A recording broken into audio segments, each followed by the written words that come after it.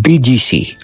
Anti-poor ba talaga? BGC, simbolo ng sosyal na buhay sa gitna ng Metro Manila. Pero ngayon, hindi cafe o luxury shop ang pinag-uusapan, kundi mga kabataang pinaalis dahil sa suot nila. Oversized shirt, hoodie, sneakers, sapat na raw para matawag na geng-geng o youngstana at maging instant red flag sa mga marshal. Seguridad ba talaga o malinaw na elitist profiling? Nakakapagtaas ito ng kilay sa BGC. Palakpakan ang passion ng influencers. Pero kapag instilong masa, agad itong tinatatakan bilang red flag. Bakit cute ang Pop Mart collectibles pero ang streetwear ng kabataang masa otomatikong itinuturing na kahina-hinala? Sa BGC, sino ba talaga ang may final say kung sino ang tanggap at sino ang kahina-hinala? Pero ito ang twist. May mga aktwal na insidente ng rambulan, gang wars, nakawan at matinding rowdiness. Dahil dito, may nagsasabi na raw na sila ay disruptive. Hindi maikakaila, ganitong kilos ang nagpapahina sa imahe at vibes ng BGC. Mga kadiskurso, sa tingin mo, dapat ba silang paalisin o mas makatarungan kung paalalahanan lang? Talaga bang elitista ang BGC? Nagbabantay lang ba sa imahe? I-follow ang aming mga social media accounts at basahin ang iba pang makabuluhang diskurso sa diskurso.ph.